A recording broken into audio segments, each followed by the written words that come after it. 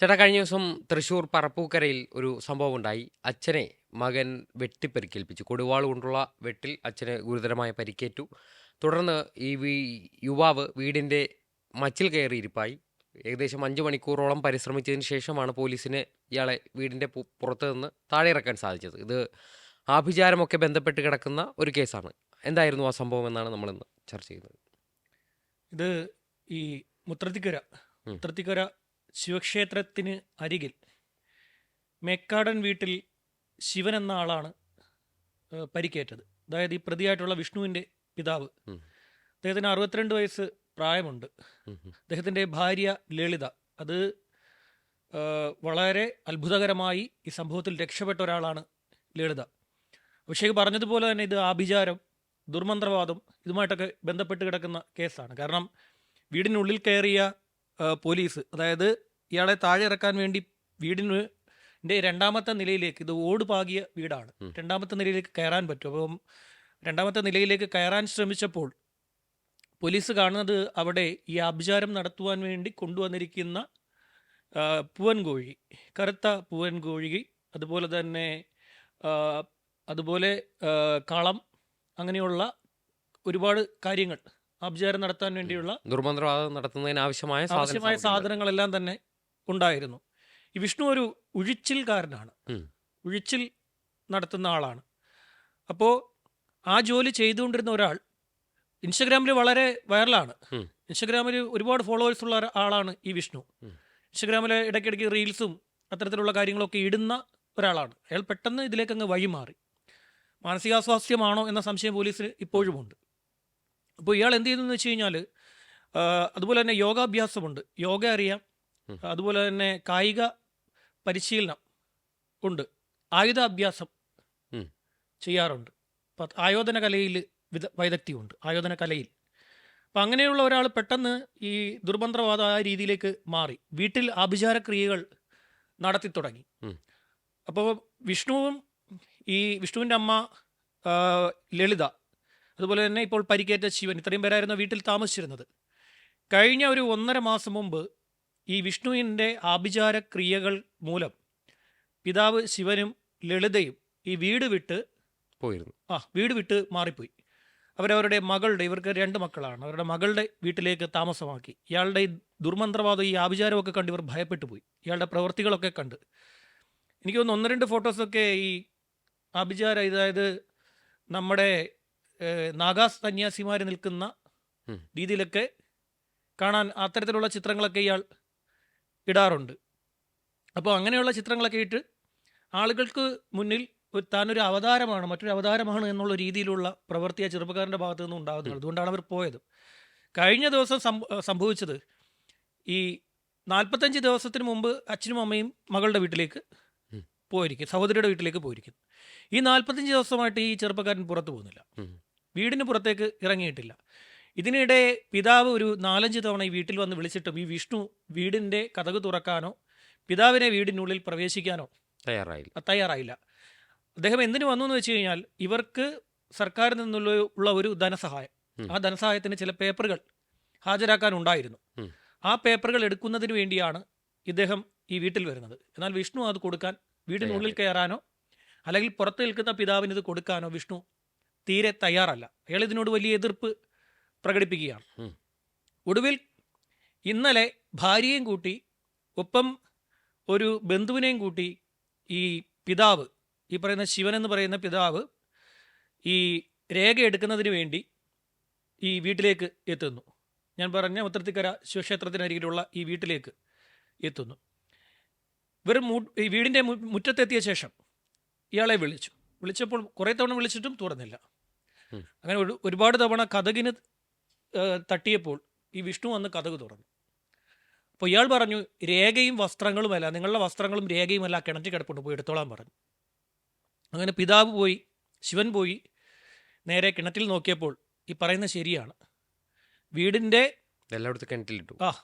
പ്രമാണമടക്കമുള്ള സാധനങ്ങളെല്ലാം തന്നെ കിണറ്റിൽ കിടപ്പുണ്ട്. ഇവരുടെ വസ്ത്രങ്ങളും, അതായത് അമ്മയുടെയും അച്ഛൻ്റെയും വസ്ത്രങ്ങളും ഈ പ്രമാണവും അതിൻ്റെ ബാക്കിയുള്ള രേഖകളും എല്ലാം തന്നെ, അനുബന്ധ രേഖകളെല്ലാം തന്നെ, ആധാർ കാർഡ് അടക്കം, ഇലക്ഷൻ വോട്ടർ ID അടക്കമുള്ള സാധനങ്ങളെല്ലാം കിണറ്റി വാരിയിട്ട് കളഞ്ഞു. ഇത് കണ്ട് ദേഷ്യം വന്ന പിതാവ് ഇത് ചോദ്യം ചെയ്തു വിഷ്ണുവിനോട്.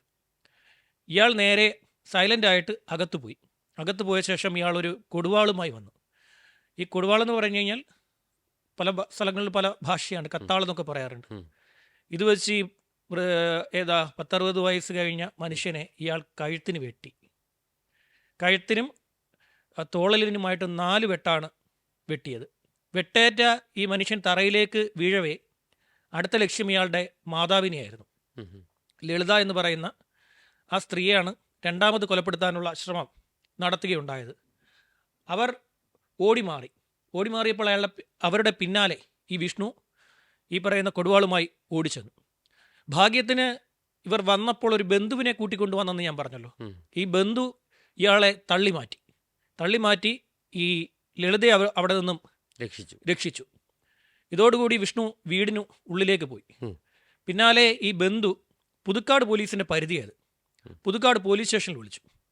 അങ്ങനെ പുതുക്കാട് നിന്ന് പോലീസ് എത്തിയപ്പോൾ വീട് അകത്ത് നിന്ന് പൂട്ടിയിരിക്കുകയാണ്. പോലീസ് തകർത്ത് അകത്ത് കയറിയപ്പോൾ ഈ വിഷ്ണു നേരെ മച്ചിൽ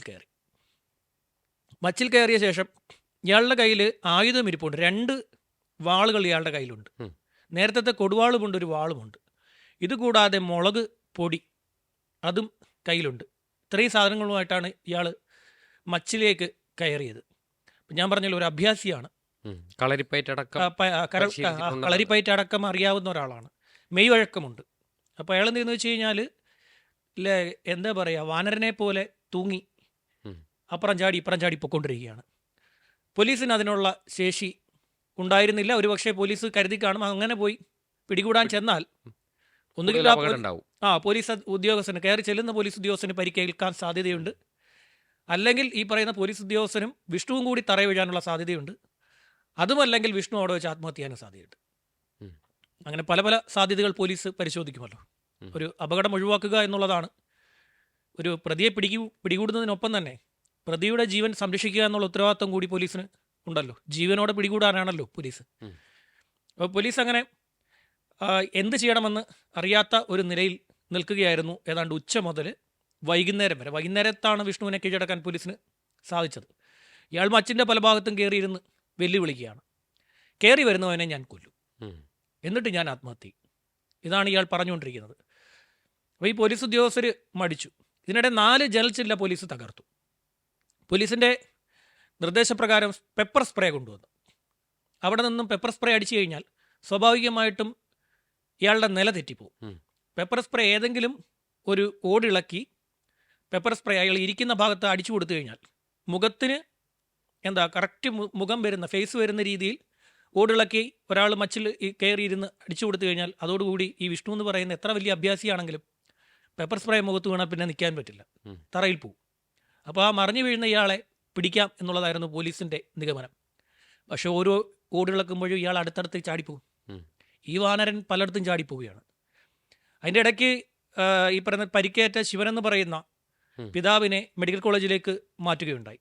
അദ്ദേഹം ഇപ്പോൾ തീവ്ര പരിചരണ വിഭാഗത്തിൽ ചികിത്സയിലാണ്. അങ്ങനെ ഇയാൾ പല സ്ഥലങ്ങളിലും ഇങ്ങനെ ചാടി നടക്കുക, ഒരു സ്ഥലത്ത് നിന്നും അപ്പുറത്തേക്ക് ഇങ്ങനെ ചാടിപ്പോവുക, വീടിന് മുകളിൽ ഇങ്ങനെ ചാടി നടന്നുകൊണ്ടേ ഇരിക്കുകയാണ്. നമ്മുടെ വീടിന് മുകളിൽ ഒരു വാനരൻ കയറിയാൽ എന്താ ചെയ്യാൻ പറ്റുക? അയാളെ ഇറക്കുക എന്ന് പറയുന്നത് വളരെ ബുദ്ധിമുട്ടുള്ള പ്രവൃത്തിയായിരിക്കും. അതേ രീതിയാണ് വിഷ്ണുവിൻ്റേത്. അങ്ങനെ പോലീസ് ഏതാണ്ട് 4 മണിക്കൂർ വെയിറ്റ് ചെയ്തു. പലതരത്തിൽ ഇയാളെ സ്നേഹത്തിൻ്റെയും ഒക്കെ ഭാഷ ആ പോലീസുകാർ സംസാരിച്ച് നോക്കി. ഇറങ്ങി വാ, നമുക്ക് സംസാരിക്കാം, പ്രശ്നങ്ങൾ പരിഹരിക്കാം എന്നൊക്കെ പോലീസ് പറഞ്ഞെങ്കിലും അയാളുടെ ഭാഗത്ത് തിരിച്ചു വരുന്ന മറുപടി മറ്റൊരു രീതിയിലാണ്. പോലീസ് അനുനയിപ്പിക്കാൻ ശ്രമിക്കുന്തോറും ഈ വിഷ്ണു പ്രകോപനം ഉണ്ടാക്കിക്കൊണ്ടേ ഇരിക്കുകയാണ്. ഇതിനിടയ്ക്ക് പോലീസിനെ അയാൾ ഓടിളക്കി എറിയാൻ ശ്രമിച്ചു. സ്വാഭാവികമായിട്ടും ഏത് വാനരനും ചെയ്യുന്ന ഒരു പ്രവൃത്തിയാണ്.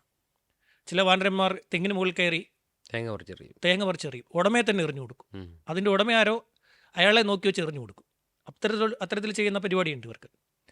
അങ്ങനെ ഏതാണ്ടും 3-4 മണിക്കൂർ അവിടെ വെയിറ്റ് ചെയ്തു.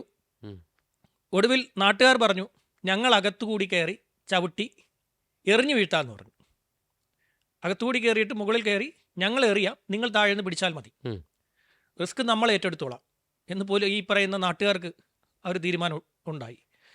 പോലീസ് പക്ഷേ അത് അത്തരത്തിലൊരു അക്രമത്തിലേക്ക് വിടത്തില്ലല്ലോ. അങ്ങനെ ഏതായാലും ഏറ്റവും അവസാനം പോലീസ് ഇയാളെ ആരെങ്കിലും ഒരു ഉദ്യോഗസ്ഥൻ മുകളിൽ കയറുക, പുറകിൽ നിന്ന് തള്ളാം എന്നൊരു തീരുമാനമായിരുന്നു. ഏറ്റവും പുറകിൽ നിന്ന് തള്ളിക്കൊടുക്കുക, അവിടെ നിന്നും ഇയാൾ താഴേക്ക് ഉരുണ്ട് വീഴും, അതിനിടെ പിടികൂടാം എന്നൊരു തീരുമാനമായി. പിന്നെ അയാളും ക്ഷീണിതനായി, മണിക്കൂറുകളായല്ലോ, 5 മണിക്കൂറോളമായി അത് മുകളിൽ ഇരിക്കുകയാണ്. മാത്രമല്ല മദ്യം ഉപയോഗിച്ചിട്ടുണ്ട്, ആ വീടിന് ഉള്ളിൽ നിന്നും മദ്യം ലഭിച്ചിട്ടുണ്ട്. അപ്പോൾ ഞാൻ നേരത്തെ ഒരു ചർച്ചയിൽ പറഞ്ഞിട്ടുണ്ട്, ഈ തുടർച്ചയായിട്ട് ദിവസങ്ങളോളം അടച്ചിരുന്ന് മദ്യപിക്കുന്ന ഒരാളുടെ മനോനില തെറ്റിപ്പോവും. അത് സംശയമില്ലാത്ത കാര്യമാണ്. ഈ ആഭിചാര കർമ്മങ്ങളൊക്കെ ചെയ്യുന്ന ആളുകൾക്ക് പ്രത്യേകിച്ച് ഇത്തരം, നമ്മളിപ്പോൾ പലപ്പോഴും കേഡൽ ജിൻസൺ രാജനന്ദൻകോട്ടെ, പിന്നെ നമ്മുടെ വെള്ളറടയിൽ പ്രജിൻ അച്ഛൻ്റെ തലയേർത്തു, അങ്ങനെ പല കേസിലും ഇത്തരത്തിലുള്ള അക്രമ സ്വഭാവം അവർക്ക് ഉണ്ടാകും.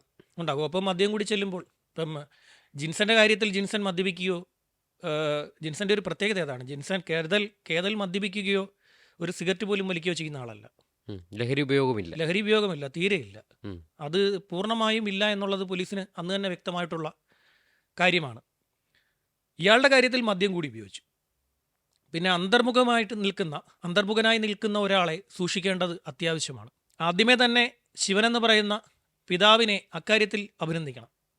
കാരണം മകൻ അന്തർമുഖനായി മാറിയിരിക്കുന്നു എന്ന് മനസ്സിലാക്കിയ പിതാവ് ഭാര്യയും കൂട്ടി മകളുടെ വീട്ടിലേക്ക് താമസം മാറ്റിക്കളഞ്ഞു.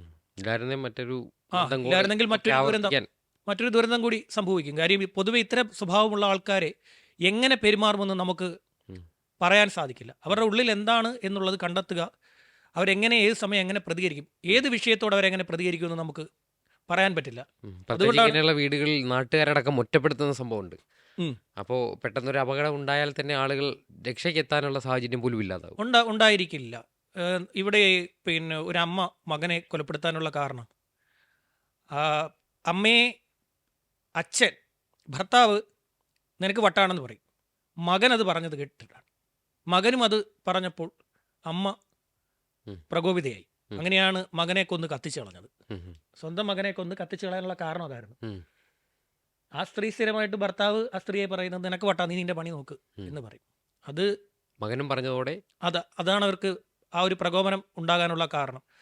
അവരും ഇതുപോലെയാണ്, പൊതുസമൂഹമായിട്ട് യാതൊരു ബന്ധമില്ല, ഉൾവലിഞ്ഞ് ജീവിക്കുന്ന ഒരു സ്വഭാവമായിരുന്നു.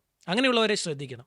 അക്കൂട്ടത്തിൽ ഒരാളാണ് ഈ വിഷ്ണു. പക്ഷേ അയാൾ പെട്ടെന്നാണ് ഇങ്ങനെ ആയി മാറിയത്. ഞാൻ പറഞ്ഞല്ലോ, സോഷ്യൽ മീഡിയയിൽ വളരെ ആക്റ്റീവായിട്ടുള്ള ഒരു ആളായിരുന്നു. ഇൻസ്റ്റഗ്രാമിൽ വളരെ ആക്റ്റീവായിട്ടുള്ള ഒരാൾ, ഒരുപാട് ഫോളോവേഴ്സ് ഉള്ളവർ, അതുപോലെ തന്നെ ആളുകൾ കമൻറ്റ് ചെയ്തതിൽ അതിന് റിപ്ലൈ കൊടുക്കുന്ന ഒരാൾ കൂടിയാണ് ഈ വിഷ്ണു. അതിനിടയിലാണ് ഇയാൾക്കിടയിലേക്ക് ഈ സംഭവം ആഭിചാരവും ദുർമന്ത്രവാദവും ഒക്കെ കടന്നു വരുന്നത്. ഇത് മറ്റൊരു മാനസിക വെല്ലുവിളിയാണ്. ഈ ആഭിചാരം ചെയ്തു കഴിഞ്ഞാൽ, ദുർമന്ത്രവാദം, ഇത്തരത്തിലുള്ള വിശ്വാസം വന്ന് കയറി കഴിഞ്ഞാൽ പിന്നെ മനുഷ്യനല്ലാതാകും. പിന്നെ മാതാപിതാക്കൾ, സഹോദരങ്ങളോ ഒന്നുമില്ല, എല്ലാവരും ശത്രുക്കളാണ്. ഈ ലോകം തന്നെ അവരുടെയൊക്കെ ശത്രുവായിട്ട് അവർ പ്രഖ്യാപിക്കും. ശരി.